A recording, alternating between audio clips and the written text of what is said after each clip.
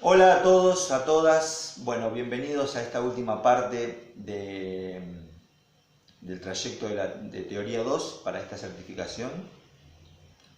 Vamos a dedicarle un poquitito más de tiempo a esta última conceptualización porque es importante, es fundamental dentro de la materia y es un concepto fundamental dentro del sistema DINSEL también, que son los niveles de ejecución. Vamos a ir transitando el cuadro clasificatorio que ustedes tienen en la parte de textos. Lo vamos a ir haciendo con distintos videos para ir aclarando cualquier duda. La primera cosa que hay que plantear es que los niveles de ejecución son una clasificación que realizaron los DINSEL sobre distintas posibilidades de ejecutar concretamente la danza, es decir, de pensar en qué piensa el ejecutante al momento de construir efectivamente la danza. Entonces es algo fundamental entender esa clasificación para poder saber como intérprete uno en cuál de los tres niveles generalmente funciona con mayor frecuencia, pensar en el rol docente distintas estrategias para entrenar los distintos niveles, aclarando siempre que uno puede observar en una pareja de tango que puedan estar en un nivel, en otro, o en un mismo tango ir pasando de un nivel a otro también, combinarlos. Pero la realidad es que la conciencia de los niveles de ejecución nos da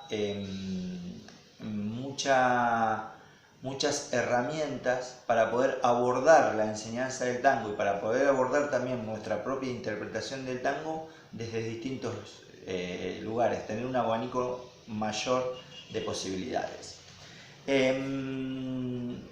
La primera conceptualización con respecto a los niveles es, bueno, existe el nivel tradicional, encadenado e improvisado. Esos son los tres niveles. La primera fila corresponde a la categoría figuras, módulos y movimientos. ¿Qué significa? En el nivel tradicional, que es en la primera columna, se piensa en figuras. Ustedes saben que las figuras dentro del sistema DINSEL, la definición es que es un grupo de movimientos que pueden ser observados, reconocidos y repetidos. El que baila, el que danza en el nivel tradicional, tiene una secuencia de figuras que las va a ir improvisando secuencialmente en función del estímulo musical, en función de las posibilidades, pero siempre va a ir combinando ese grupo de figuras que ya se aprendió. Damos un ejemplo, puede ser que alguien se aprende el paso básico con el 8 adelante y con el 8 atrás. Bueno, va a hacer el paso básico con el 8 atrás y lo resuelve. Después hace el paso básico con el 8 adelante y lo resuelve. Vuelve a hacer el paso básico con el 8 atrás y lo resuelve, y así sucesivamente va combinando las figuras que ya se aprendió. En el nivel encadenado, el intérprete piensa en módulos. Los módulos son partes coherentes de las figuras que el intérprete empieza a reconocer y que puede ubicar en una figura y también en otras figuras. Por ejemplo, las partes coherentes en un paso básico son el módulo de salida, el módulo de parte caminada, que serían la posición 2, 3, 4 y 5, y un módulo de resolución, que siempre va a ser las posiciones 6, 7 y 8. En el 8 adelante coincide que el módulo de entrada y el módulo de salida coinciden con un movimiento, el de entrada y el de salida. El que piensa en módulos o al que le aparece la conciencia de módulos puede identificar, por ejemplo, que a la salida del 8 adelante del rol femenino, el rol masculino simplemente presentando su pierna derecha queda fotográficamente en la misma posición que en el módulo de salida americana. Entonces, si yo aprendí la salida americana y el giro de la americana y reconozco que, por otra parte, también me aprendo llegar a la posición 5 e invitar al rol femenino a hacer el 8 adelante. Reconozco que a la salida del 8 adelante puedo quedar fotográficamente igual que en la salida americana, puedo conectar el giro de la americana en la posición 5 luego de la salida del 8 adelante del rol femenino. Entonces, el intérprete ya no está pensando en todas las figuras, sino que está pensando solamente en algunas partes. Les aparece la conciencia de algunas partes y realiza conexiones que le permiten crear diseños distintos sin pensar en la totalidad de la figura.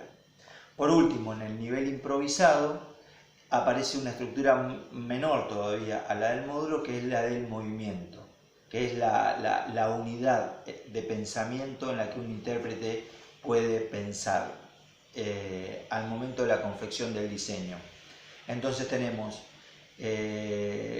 figuras que son muchos movimientos, módulos que son siempre menos movimientos que la totalidad de la figura y un movimiento. Les voy a hacer, para terminar este primer video de los niveles de improvisación, una analogía.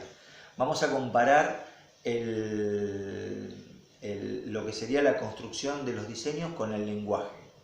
Si yo pienso en el nivel tradicional en figuras, me aprendo una frase que podría ser: mi mamá y mi papá son grandes personas. Entonces yo voy a repetir yo voy a tener la conciencia de toda esa frase: mi mamá y mi mamá mi mamá y mi papá son grandes personas. Voy a decir otra frase y después voy a volver a repetir: mi mamá y mi papá son grandes personas. Mi conciencia va a estar en la totalidad de esa frase.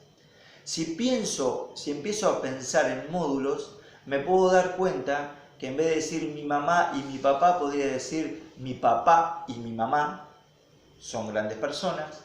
Podría decir son grandes personas mi papá y mi mamá. Entonces es otra frase en la que estoy combinando las palabras de manera distinta. O podría decir mi papá y mi mamá son grandes. O también podría decir mi papá y mi mamá son personas. Empiezo a entender que hay partes coherentes que si yo las quito o las pongo o las cambio, me sigue dando igual la posibilidad de crear una frase coherente a la disciplina que estamos desarrollando. Si hablamos del lenguaje, las frases coherentes tienen que ser algo que la otra persona pueda entender. En el tango, los módulos se van a ir cambiando para crear diseños que siempre estén respetando el esteticismo del tango. Por último, en el nivel improvisado, la conciencia está en movimientos. Dentro de lo que sería la analogía del lenguaje, el valor que tiene un movimiento sería el de la sílaba. Entonces, el intérprete reconoce de toda esta frase de mi mamá y mi papá son grandes personas, las sílabas. Mi, ma, pa, son grandes, y a partir de la conciencia de esas sílabas se empieza a construir diseños que son coherentes, pero a partir de justamente reconocer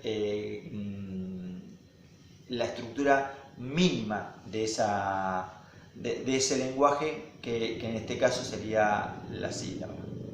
Bueno, con esta analogía cierro este video y seguimos con las otras filas en los videos siguientes.